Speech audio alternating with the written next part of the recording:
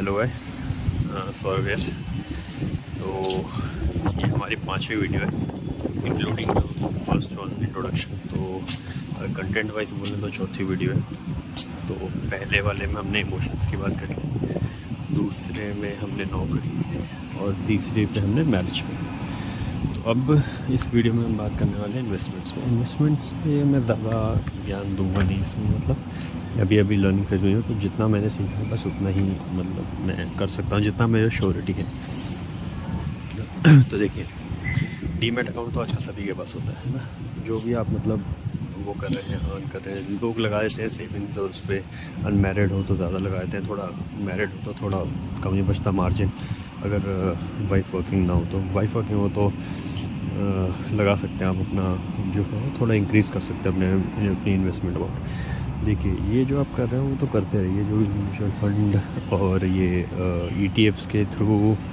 Generally speaking ETFs are better than mutual funds, because ETFs के पास 0.001 से 0.003% तक का एक्सपेंस रेशियो होता है, जबकि म्यूचुअल फंड के पास 1 से 3% होता है। अगर आप मोस्टली ऐसा होता है म्यूचुअल फंड्स में कि अगर आप 1 साल से पहले निकालते हैं अपना, जब मैच्योर मतलब जैसे ही आपने वो करा, इन्वेस्टमेंट स्टार्ट करी और 1 साल के अंदर आपने निकाल दिया, तो एक्सपेंस रेशियो अप्लाइड हो जाता है उसके ऊपर, वरना नहीं होता। 1 से 3% जो भी होता है उसके म्यूचुअल फंड में पूरा लिखा होता है उसके, मोस्टली जनरली ऐसे ही होता है, ठीक है। तो 1 से 3% मोस्टली चलता है।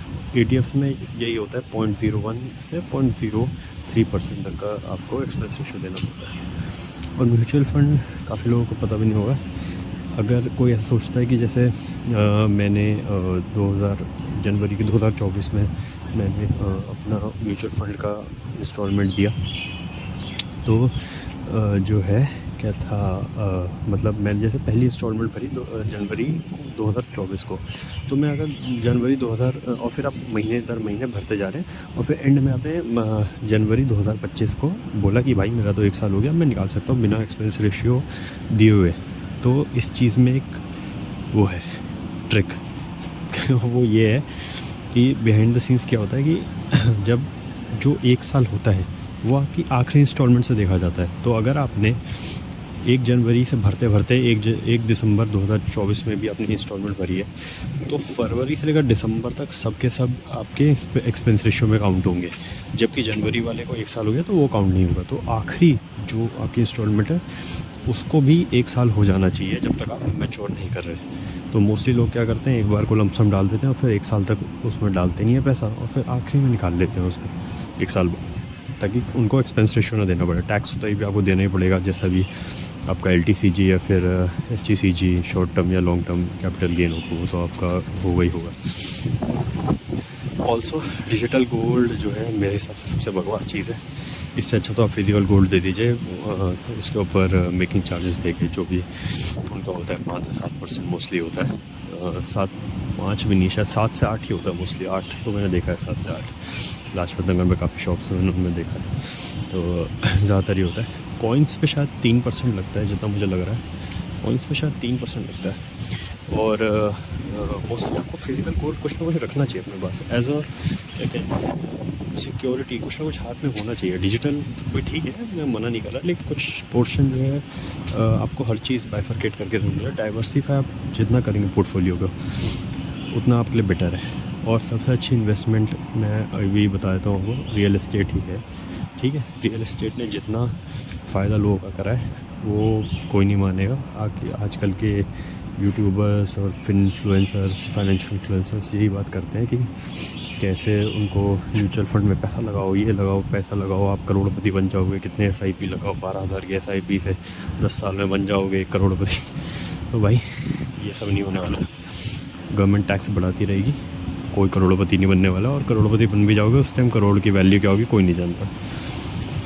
और रियल इस्टेट एक ऐसी चीज़ है जो बढ़ना ही बढ़ना है, पैसिव इनकम टाइप भी हो सकती है। वो रेंट पे दे दीजिए, रेंटल यील्ड 3% तक तो आ ही जाती है भाई सबकी, तो वो भी अच्छा हो सकता है। 5% अगर आप स्मॉल टिकट साइज़ है, स्मॉल लार्ज सिटीज़ में, तो वो बेस्ट है। अगर आप वो ले सकते हैं, कितना जैसे दिल्ली मैं बता सकता हूँ आपको, एक लाख तो 1 CR तक मतलब मान के चलिए अच्छा वो ठीक ठाक टिकट साइज़ का वो मिल जाएगा अभी के लिए।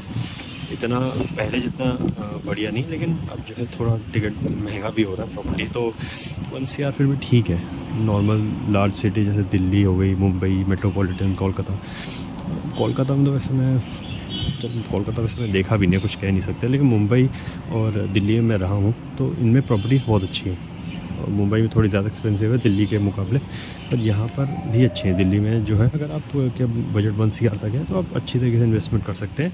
अगर 30-70 आपका रेशियो मिल रहा है कि 30% आप बैंक जैसे वो देते हैं कि 30% आप वो दे दो, क्या था पहले दे दो, 70% आपको इंस्टॉलमेंट के थ्रू भरना है, तो you should go for it. ठीक है, देखिए आप उसको खुद रहें या फिर रेंटल यील्ड पे चढ़ाएं, कुछ ना कुछ तो हो रहा है ना। अभी भी तो यार कहीं ना कहीं कोई रेंट पे रह ही रहा है, तो आपको अगर आप अभी रेंट पे रह रहे हैं तो एक तरीके से वो रेंट मान के चल लीजिए आपको इंस्टॉलमेंट में जा रहा है। और कुछ साल बाद जो भी आपका 5-10 साल है उसके बाद आपका वो खुद का फ्लैट हो जाएगा, तो वो जो है फिर एक पैसिव इनकम भी होगी और अब रेंटल यील्ड तो है ही है, वो तो है ही, है ना। तो एक रियल एस्टेट एक ऐसा लगता है कि मतलब मेरे हिसाब से कि मतलब यार इसमें कोई नुकसान तो नहीं हो सकता अगर आप लिस्टेड बिल्डर्स और इन सब के माध्यम से चलेंगे। ऑफ कोर्स अनलिस्टेड बिल्डर्स का मैं कुछ नहीं कह सकता, बहुत घपले भी हुए, DLF और इन सब के भी हमने देखे हैं, काफ़ी हुए हैं। तो लेकिन आप तभी एक अमाउंट ऑफ श्योरिटी ले सकते हैं कि लिस्टेड बिल्डर्स ऐसा नहीं होता, तो वहाँ पर आप देख के कर सकते हैं 30-70 या जो भी आजकल तो 30-20-20 ऐसा कुछ भी प्लान है, पता नहीं क्या क्या, तो वो आप देख सकते हैं। मेरा मेन मोटिव है कि आपको बताना कि ये भी करिए म्यूचुअल फंड और ये सब, लेकिन पहले घर की तलाश करिए। घर के रेट जो है आसमान छू चुके हैं और छुएंगे, अभी स्वर्ग भी छुएंगे, तो उससे पहले ही आप कुछ बन सकते हैं, कुछ थोड़ा बहुत तो ले लीजिए, छोटा मोटा भी। और गोल्ड के मामले में तो यही कहूँगा, मैं हमेशा गोल्ड ही प्रेफर करता हूँ कमोडिटी के मामले में। वो MCX और वो सब नहीं, क्या था इसका नाम, शेयर मार्केट में MCX के थ्रू नहीं, लेकिन फिज़िकल गोल्ड, या फिर अगर आपको लेना ही है तो भाई वो ले लो, गोल्ड ETF ले लो, वो भी अच्छा चल रहा है। गोल्ड ETF भी अच्छा चल रहा है, वो भी आप ले सकते हैं। 4-5 हैं शायद, निपॉन के हैं, एक तो और है HDFC प्रूडेंशियल का भी है शायद, सारे अच्छे हैं। तो आप वो देख के जिस दिन फॉल किया हो मार्केट, आप जैसे एक अमाउंट फ़िक्स कर लीजिए, आपको इतना अमाउंट फ़िक्स करना है म्यूचुअल फंड में, और जिस दिन मार्केट गिरे महीने का उस दिन आप डाल दिया कीजिए। ऐसे करते करते आप अच्छी खासी वेल्थ बना सकते हैं। मैं बता रहा हूँ आपको, डाउन द लाइन 10 ईयर्स अगर आप मान के चलते हो अच्छी खासी वेल्थ जनरेट कर सकते हैं। तो ये ठीक है। और इसके बाद जो क्योंकि ये 4 टॉपिक ख़त्म हो गए जिसमें मैंने ब्रॉड आउटलाइन करे थे, तो इसके बाद हम random topics, random in the sense जो कंटेम्प्रेरी वर्ल्ड में हमारा अभी चल रहा है, कुछ हॉट टॉपिक्स उठाएंगे, 498 पे भी चर्चा करेंगे, और भी बहुत मैरिज मार्केट से भी रिलेटेड और भी कोई ट्रेंड्स हैं, और भी कुछ आता रहता है, तो मैं वीडियो बनाता रहूँगा।